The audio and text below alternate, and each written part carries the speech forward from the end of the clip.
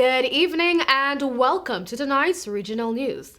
The UK variant and other variants has been detected in several Caribbean countries, according to the Caribbean Public Health Agency, CARPA.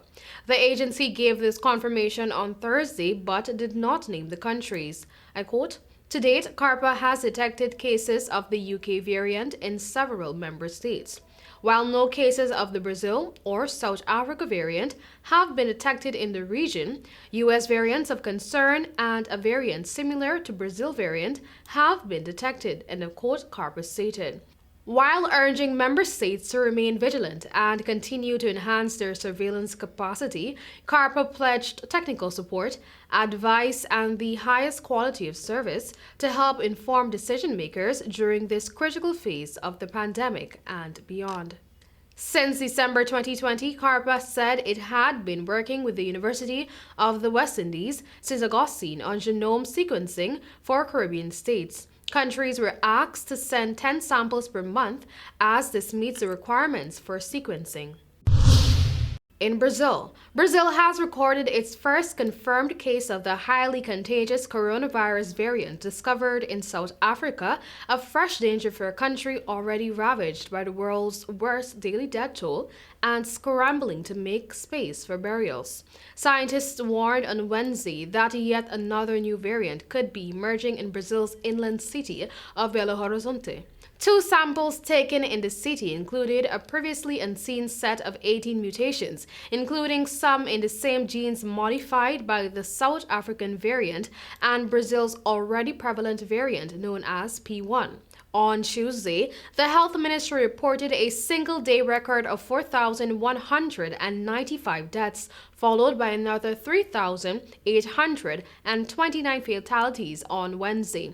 Sao Paulo, the country's biggest city, on Wednesday said it would begin opening some 600 new graves per day, well beyond a record of 426 burials in a day on March 30. The city is also preparing plans for a, quote, "a vertical cemetery," end of quote, a crypt with 26,000 drawer-like graves that can be built in 90 days once approved. Following the explosion at Naquan Energy's gas and liquid plants in Trinidad and Tobago on Wednesday, the Ministry of Energy and Energy Industries says there are no reports of casualties nor injuries at this time.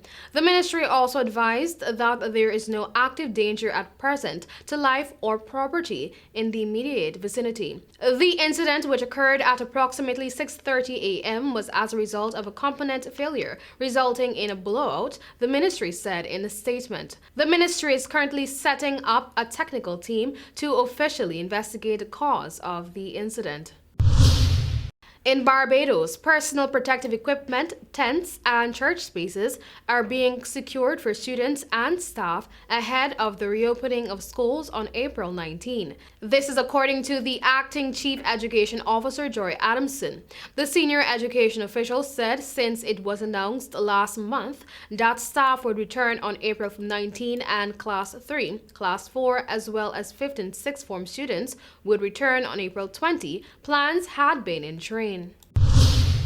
And finally, if the prevailing economic situation continues, the government of St. Vincent and the Grenadines may be unable to pay salaries and benefits, Prime Minister Dr. Ralph Gonsalves said on Wednesday. I quote, "I say this with all honesty. The way things are going, in 1 or 2 months, the government may not have the $30 million every month to pay civil servants and to pay the NIS contributions to civil servants, those who are pensionable to pay the NIS contributions for current, and to pay salaries and wages," end of quote, Gonsalves said on NBC Radio. He made the comments as he again appealed to the public sector workers and residents generally to get vaccinated against COVID-19. So far, the government has administered 11,000 doses of the vaccine, which is about 11% of the population. Officials were hoping that approximately 50,000 people would have gotten the jab by this month, vaccine availability permitting. Last week, the Gonsalves administration announced a vaccinate or test policy, which requires the public sector workers either provide proof of vaccination or subject themselves to testing up to once every 2 weeks. That was all for tonight's regional news. Thank you for joining.